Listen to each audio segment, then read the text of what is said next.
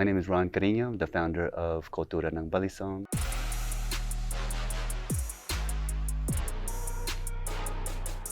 I was born and raised in the San Francisco Bay Area, specifically Hayward, California. And now I live in the Philippines. When did you move to the Philippines? Moved to the Philippines in September 2021. It's been a long time goal of mine to move to the Philippines. I've been doing nonprofit work in the Philippines since 2005. I've been going there almost every year, working with the schools, donating computers, donating other needed supplies, teaching educational workshops. We bring groups from here to over there. And so just with all the times that I've been there, me being Filipino American, and my kids also growing up in the Bay Area, it was important for me to be able to move back to the Philippines so that we can all learn and appreciate the culture more. Did you just feel a calling to get back to your heritage and learn more about that then? Yeah, it's a really good question. I feel like I've always felt that ever since I was a teenager. I was involved in a lot of Filipino organizations and groups. Like in high school, I was the Filipino Club vice president and president. I went to Filipino retreats. I think that's what encouraged me to start coordinating trips to the Philippines and to bring people from here, especially Filipino Americans who may not have that same connection to the Philippines, to be able to give them an opportunity to be able to go back and to have a connection with the land, the people, the culture there. And even with the Balisong, it was one of the only things I had in my life that was like very Filipino, and it was so personal to me that, I would practice for like hours, 6, 8, 10, 12 hours a day for many, many years, and didn't really share it, even with my sister, my family and friends. They knew that I collected it, but they didn't know that I practiced it as intensely as I did. What age was that you started with the Balisong? And for those who don't know, could you explain what it is? Oh, okay. So the Balisong is it's also known as the butterfly knife here in the United States. Some people say it originated in the Philippines. The Filipino Balisong originated in Batangas, Philippines, which is a province there, about 120 years ago.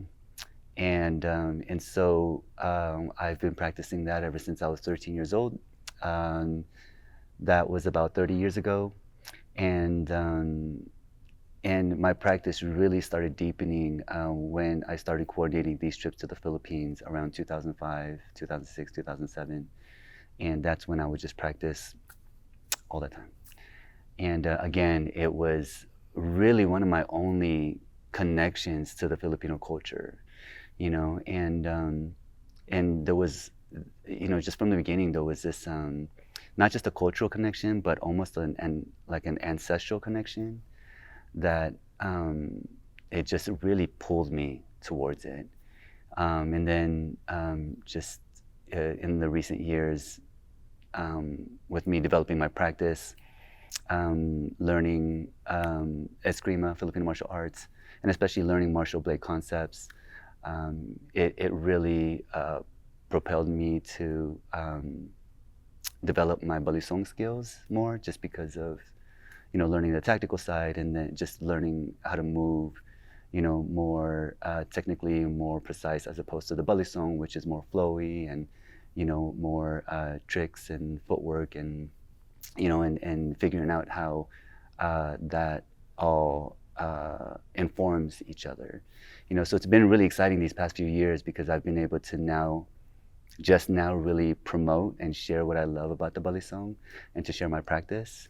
And so it's been great, for a lot of people. A lot of people don't know about the Balisong, but for a lot of people that do, especially people who grew up in the 80s, 90s, people who practice Filipino martial arts, kids who flip the Balisong. I call them the flipper kids. They're really good with all the spinning tricks. There's just something about the Balisong, that it really speaks to people, and it's really spoken to me, and it's really done a lot for me. Yeah, you have a very spiritual connection with that. I, on the other hand, saw it when I was a kid in movies, and I'm like, this looks really cool. I want to learn how to do that. Yeah. Because like a lot of early 90s action movies, it's usually the bad guys who had the butterfly knives, the balisongs. Right. Yeah. Right. Which was great and maybe not good for the for the for the perception of the balisong, right? It's you always just see bad guys in movies, holding the balisong, But growing up, that was super badass, right? Yeah. Like the John Carpenter movies, like movies like Face Off, or Big Trouble in Little China, had the balisong in there. And Jeff Amata really popularized it in the '80s with his books actually on the balisong.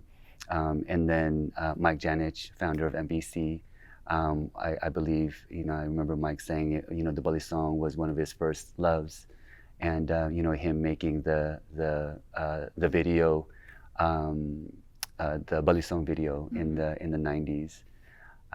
So they really paved the way, for the balisong. Unfortunately, just in the past few generations, it's really faded from our society, both in the United States and in the Philippines. And I'm seeing that, with me moving to the Philippines, these past few years, and being a little bit involved, a little bit more involved with the Filipino martial arts community there, especially in Manila. There's a lot of FMA practitioners, even masters and grandmasters, who would come up and say, hey, I remember, I used to have that at home and I used to flip it, and but it's it for some reason it was something that both with individuals and with our society that kind of just got left in the closet, you know what I mean, left in the drawer, you know. Well, I think it really started to get a bad rap, and for some reason it was put on the same level as like a switchblade. Yeah. And there was some legislation, I believe, that prevented the import.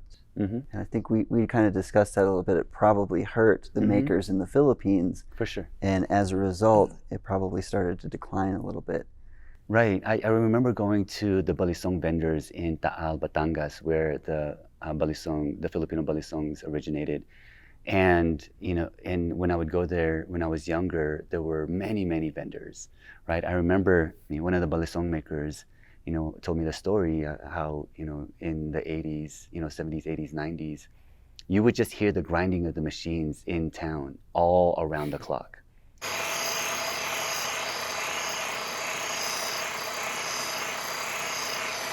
Like he said, it was just nonstop. That's how many makers were there. And now there's only a handful, and it's one of the goals of Kultura Ng Balisong is to help to not just preserve, but really rejuvenate and rebuild the balisong culture, the art of the balisong, and even now the industry of the balisong in the Philippines.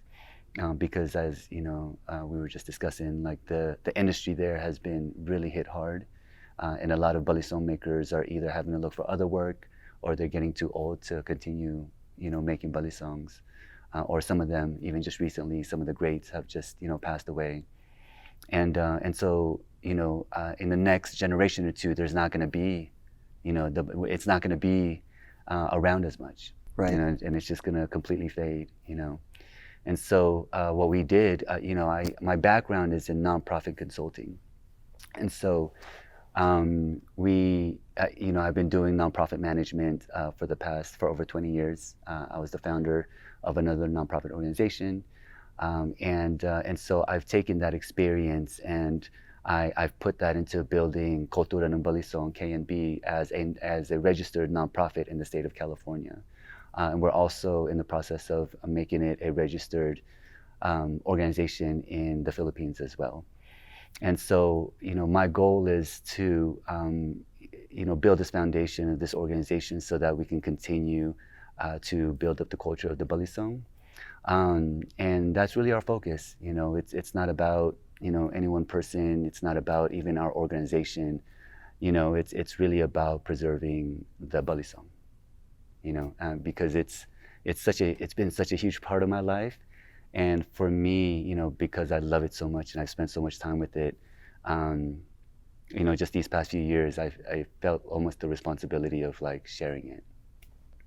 I met you 2 years ago at Martial Blade Concepts Camp in Estes, Colorado, here where we're at now, 2023. So 2 years ago I met you, and it was something that you'd said you'd been working on for over 30 years. And at that point, I think I was one of the first people to film you. People can go back and watch that video, but to film you do it, you said you hadn't really shared it. And what you're doing, you know, it's not just the flipping, you're incorporating the footwork and different martial aspects to kind of introducing martial blade concepts with that. That's pretty rare. Like, there's nothing right now in the Philippines that is exactly what you're doing, is there? No, you know, in my journey of practicing the Balisong, especially in like the past, I would say 13 years since 2010, whenever I would go to the Philippines, I would go to Batangas, where they make the Balisongs, and I would intentionally look for Balisong grandmasters, you know, Balisong teachers, a Balisong system, and was never able to find anyone. And so just in speaking with, you know, the grandmasters out there, they don't know of any system that's ever existed. I mean, obviously there's FMA systems that practice the Balisong, and they may incorporate it, but in terms of like a standalone Balisong system, there hasn't been one, and especially with the nonprofit background supporting it. You know, in terms of our system and our curriculum, there's different modalities that we're building. You know, there's the flow. You know, when we teach the fundamentals, we teach the footwork, and then you know, we help people to get to a point where they're comfortable with their moves. Obviously, repetition. You know, being able to do it hundreds, if not thousands of times, so that it becomes smooth. And then once we teach the footwork, they start to learn how to flow with it. And there's a very therapeutic and meditative component to, you know, to the Balisong. You know, in the morning time, I'll have my coffee, I'll go outside in the backyard, lots of nature, and I'll flip my Balisong for a long time, very slowly. You know, and it's almost become like my Tai Chi, my meditation. And you know, I'm not thinking about anything. You know, I'm building my awareness. I'm just really focused on my Balisong, my movements. I'm focused on my breathing. I'm focused on being present. So it's my form of Balisong meditation. And I picture myself doing that when I'm really old, you know, doing like that Tai Chi kind of movement, you know, maybe in the park, you know, where, you know, the Asian elders do their Tai Chi in the morning time, you know, I see myself doing that. And then there's the tricks, you know, the flipper kids nowadays, they're really good at like the finger twirls and, you know, all the crazy Balisong tricks that they do. Aerial flips. And the aerials and all of that, you know, it's great, you know, the subculture of the flipper kids. And so there's that, you know, and, you know, we do tricks and aerials and all of that. We're also developing the Sayaw, the Balisong Sayaw, and Sayaw in Tagalog means dance. And so, you know, every time I practice, I just have music on, you know, so over the years of just practicing with music, I've gotten to flow with the music, almost like rhythmic, like a dance. And I've gotten, you know, I'm able to now, with the clackety clank of the Balisong, can get it to the beat. So it, you know, the Balisong almost becomes like an instrument of the music as well. Instrument, yeah. And so we've done like drum circles, you know, with like a drummer, you know, and maybe like a flutist, and, you know, with the Balisong, you know, the clackety clack of the Balisong going with the music, you know, that's the Balisong Sayaw. And so that's for, you know, who, you know, really whoever wants to, you know, pursue the, you know, like the performative or, you know, the rhythmic kind of Balisong flow. You know, it's really good for dancers or people who like music, or just whoever, you know, at home wanting to just kind of flow. You know, and the other modality, the fourth modality, is the tactical / self-defense / Filipino martial arts, right? Again, how we're teaching our Kultura Ng Balisong system is we teach the fundamentals, right? We teach this is our new 3D printer, Balisong trainer, so it's not sharp. So we teach the right side up, the basic flipping. We teach the upside down, and then we'll teach the basic footwork, maybe some tricks, some aerials, some hand switches, and then once they get comfortable with the balisong after many hundreds, thousands of repetitions, then what we do is we help that practitioner connect it to their FMA practice or their knife defense system, whatever that may be. That could be, doce pares, that could be, PTK, that could be MBC. For us, that's MBC, right? If in places where the balisong is legal and you can carry it and you practice with that as your self-defense weapon, again, our tactical knife defense system that we practice is MBC. And so, with other FMA practitioners, to be able to teach them, to be able to get them to that point where they can now connect their balisong skill with the footwork, with their FMA system, right? Because really, once you learn how to open the balisong, now you can apply any kind of system, right? And our intention with that is to make the balisong universal, right? That it's supplemental to any kind of knife system, right? So that we're encouraging anyone can use flip the balisong.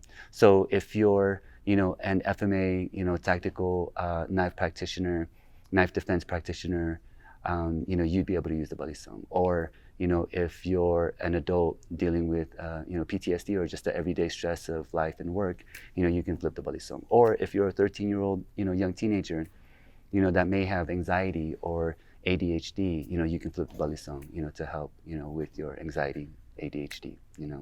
So there's just many different ways to be able to not just flip the balisong, but to be able to connect with it as well. I got to interview Martin Lee a little while back. Who's that? Marty. You might recognize him. If you watched the video last year, The Faces of Marty. Yeah, that was funny. How is he involved in your organization? Marty is like my partner. He teaches me MBC, and I teach him the balisong. I met Marty about 3 years ago, and on this journey, my balisong journey, especially the past 10 years, I started learning FMA just about 10 years ago. So I've been practicing the balisong for 30 years, and I've always just known that I needed to learn FMA, Filipino martial arts, to learn the footwork, because I knew that it would carry the balisong in a different way, right? It'll carry the momentum of the balisong in a different way than just standing there and flipping the balisong. So I started practicing Dikiti Tercia Cerradas in the Philippines. And then later on in 2000, I think it was September 2018, I believe, was when I met Marty. Actually, it was 2019, sorry. September 2019 was when I met Marty, and I was actually searching for a knife defense system, that I can really apply that was practical and tactical. And some of the groups, the FMA groups that I was practicing with, was more focused on sticks. And so, I went to a seminar. Marty just happened to be teaching it. It was, I was blown away by the MBC technique. I went up to him after. I asked him if, he practiced the balisong. His face lit up, and he was like, yeah, he asked me to do something, and that was actually one of the first times I think I shared it in public, just what I can do with the balisong.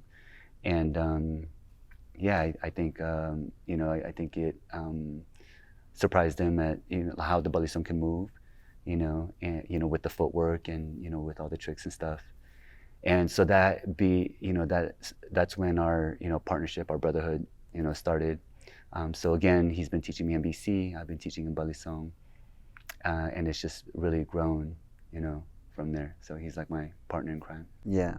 And speaking with Marty, he's really highlighted the meditative and healing aspects that he's experienced from it. So all those different modalities you're talking about, it seems like a really powerful thing to become involved in if someone's interested. Yeah, Marty, I'll speak on Marty's behalf. Marty has been working with the San Francisco Fire Department as a paramedic for about 10 years or over 10 years.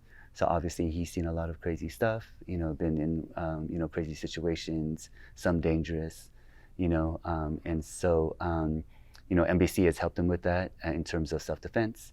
And I think in terms of just relieving the stress and dealing with anxiety, the Balisong has really helped him. And I know that that's, for me, with, for many, many years, I dealt with social anxiety as well.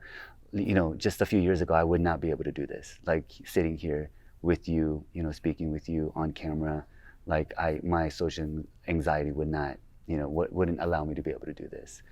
There were two things that really helped me through that. One was meditation, meditating, on a regular basis, just to be able to, calm myself and center myself. But very similarly, the Balisong, my Balisong meditation, moving slow with the Balisong, as if it's like Tai Chi, had a very similar effect. And I've just always known that just from practicing the Balisong over the years. And again, with my background in nonprofit development, I've actually helped to develop mental health programs for youth, for system-involved, quote-unquote, high-risk youth.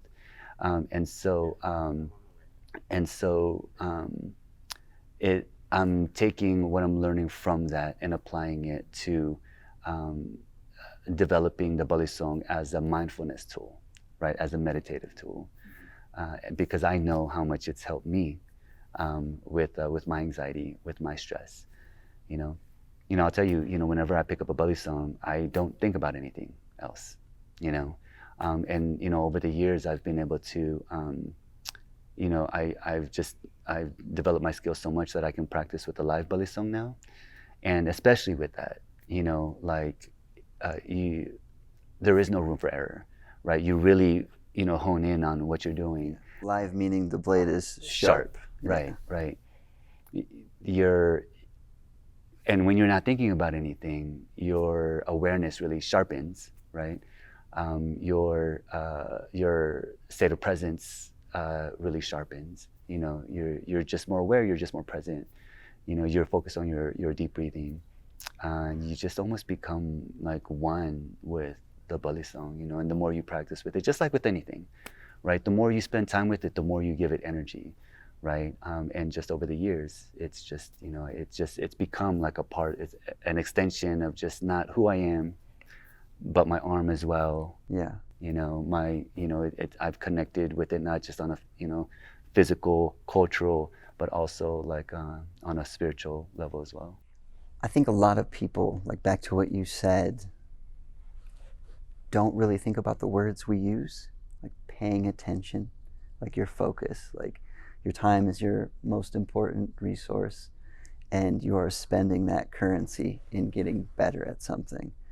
I think that's, doing that, getting in the zone or whatever you call it, that's where the magic really starts to happen, the deep focus. And it can kind of just let everything else melt away and clear the mind. We're always like worried about the future or the past, and that's where a lot of anxiety and depression come from. So something like that live blade, which wouldn't be recommended unless you're really advanced, it makes sense that it brings you into that present moment and just lets everything clear away. Yeah.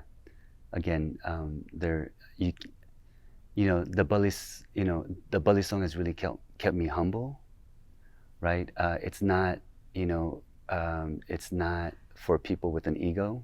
You can't just pick up a Balisong and front like you know how to flip it. You know what I mean? It just keeps people humble, and especially if it's a live Balisong, and so I know it's kept me humble as well, But yeah, it's yeah.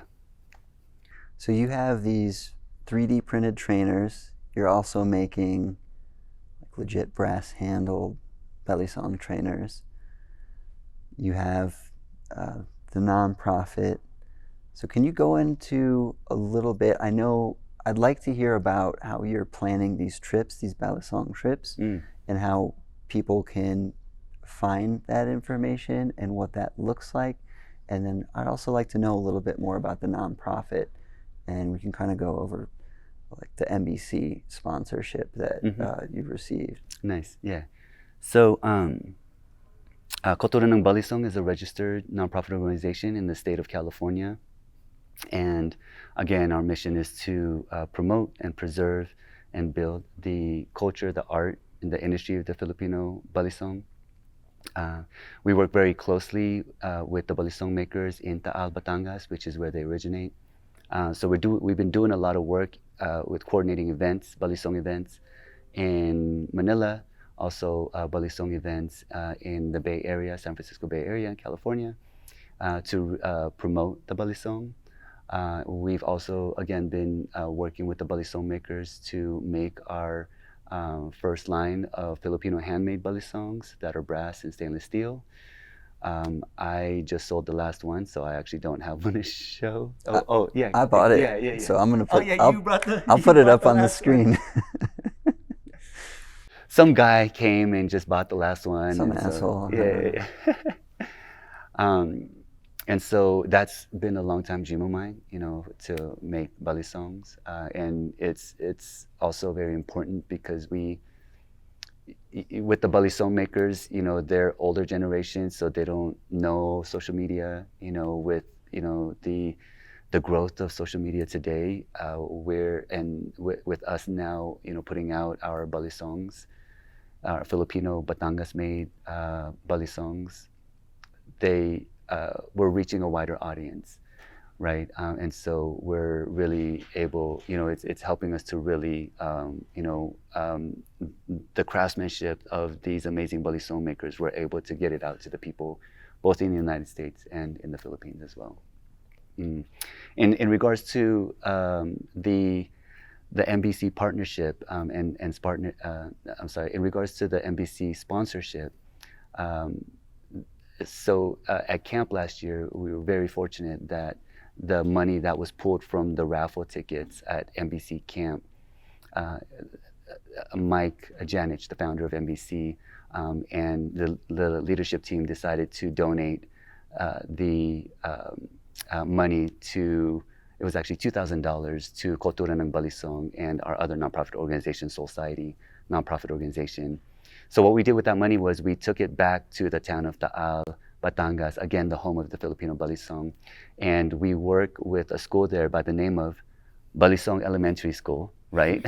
Because it's in the town of Taal, and in the barangay meaning the community, the neighborhood of Balisong. So it's like straight up Balisong community, right? The epicenter right, of right, Balisong. Exactly.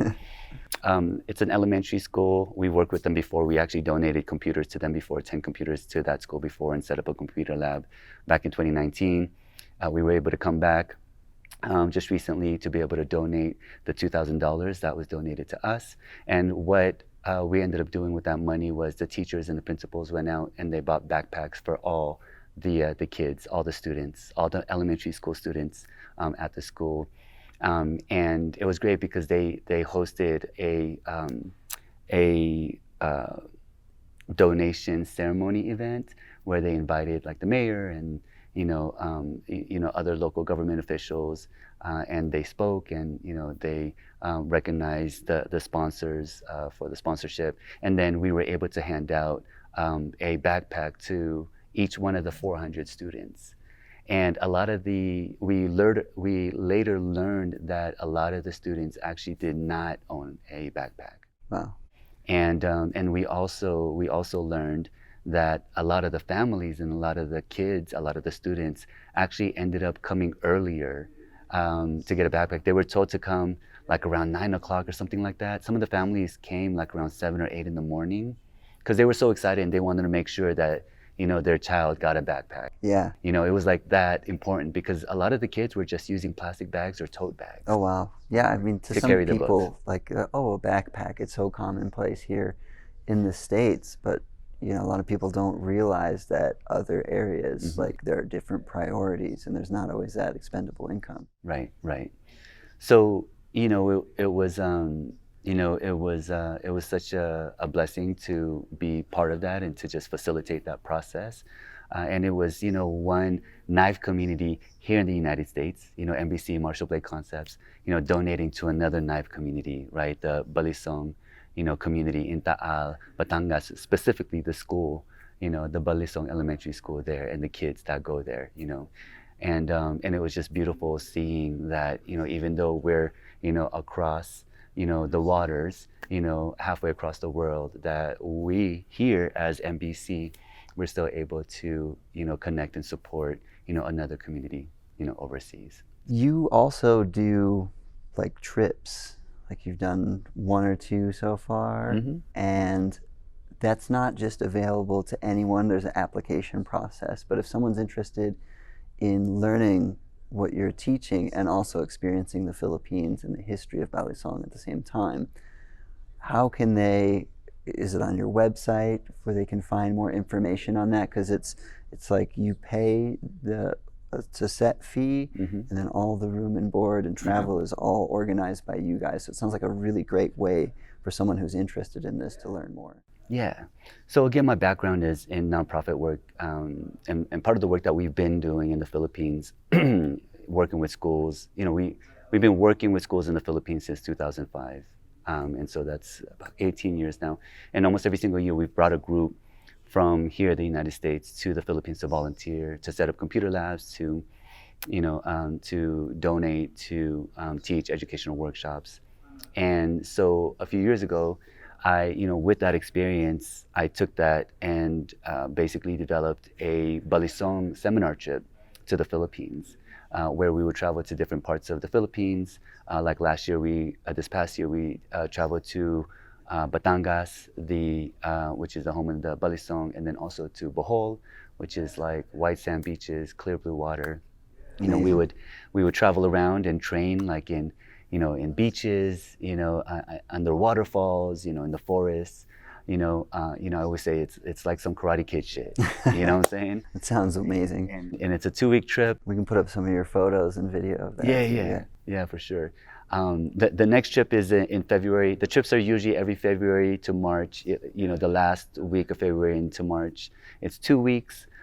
It's an all-inclusive trip, meaning with your fee, it covers the international flight, the domestic flight, all the lodging, all the transportation, all the food, and the cultural excursions, along with the Balisong training as well, and the coordinating of the trip and all of that.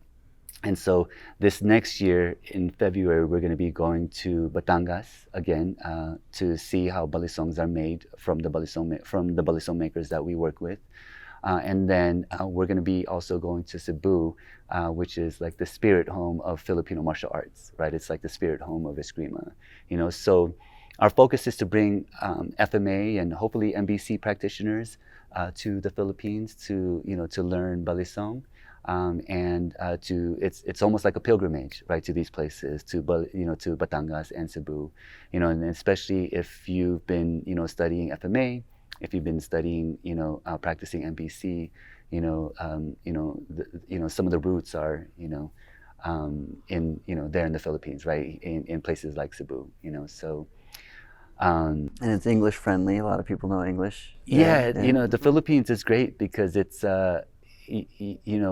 Everyone there, if they don't speak English, they understand it. Okay.